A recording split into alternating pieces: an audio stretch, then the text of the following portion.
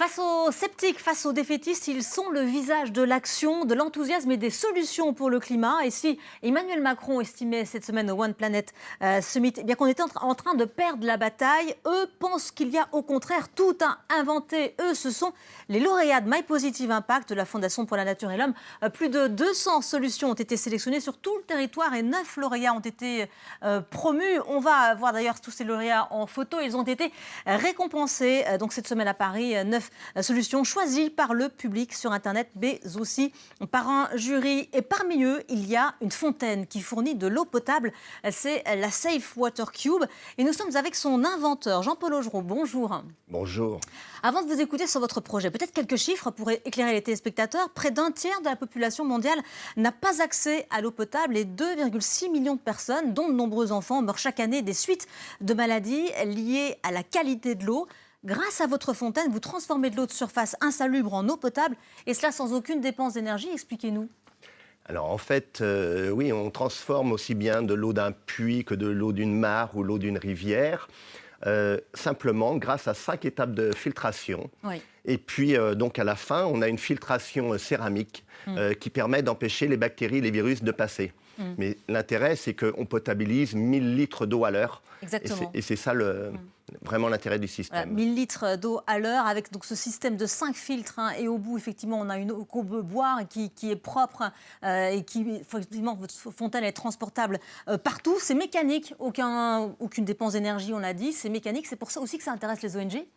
Eh bien, en fait, ça fonctionne simplement avec une pompe manuelle.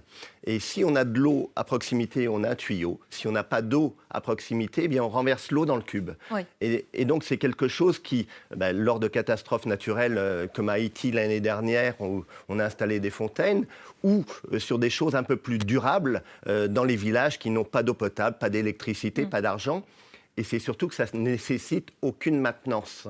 C'est-à-dire que lorsqu'il n'y a plus d'eau qui coule au robinet, il suffit de nettoyer les filtres avec une brosse et du vinaigre blanc, et c'est tout, et ça repart. Ah, voilà, c'est extrêmement simple. Et vous formez d'ailleurs la population sur place à cette maintenance. Vous payez également des personnes pour les responsabiliser, pour s'occuper de cette fontaine. Oui. Parce que pour que ça soit durable, eh bien justement, il faut qu'il y ait des gens qui soient responsables de la fontaine.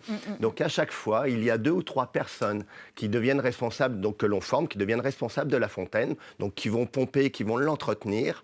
Et ces personnes-là sont ensuite rémunérées par l'ensemble des familles du village, de manière à ce que tout le monde participe justement à cet effort pour l'eau, parce que ça permet surtout aux enfants de ne plus être malades et d'aller à l'école tous les jours.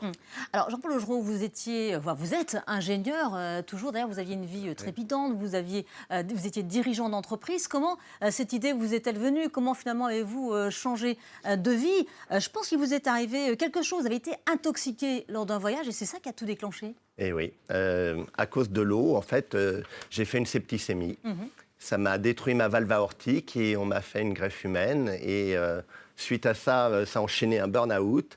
Et donc, dans la recherche de quelles étaient mes envies, mes besoins, mon enthousiasme, mon sens de la vie, c'était de dire, eh bien maintenant, je vais essayer de redonner quelque chose aux autres. Ouais.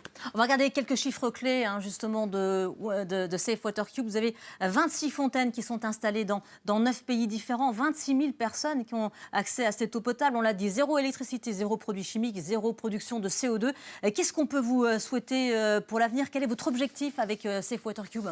Alors les 26, il y a quand même pas mal de temps, parce que maintenant on est rendu à 135 à la fin de l'année. Ah oui, effectivement, donc c'est un peu différent. Donc oui, dans 12 pays, notre objectif, c'est de réussir à faire financer 500 fontaines par an par rapport à cette population. Donc 2 milliards de personnes dans le monde qui n'ont pas accès à l'eau potable. Vous voyez un petit peu le travail qui reste à faire. Effectivement. Merci beaucoup, Jean-Paul Augereau, d'être venu sur LCI ce matin. Et je renvoie au site mypositiveimpact.org pour effectivement découvrir toutes ces solutions pour le climat. Tout de suite sur LCI, c'est la météo.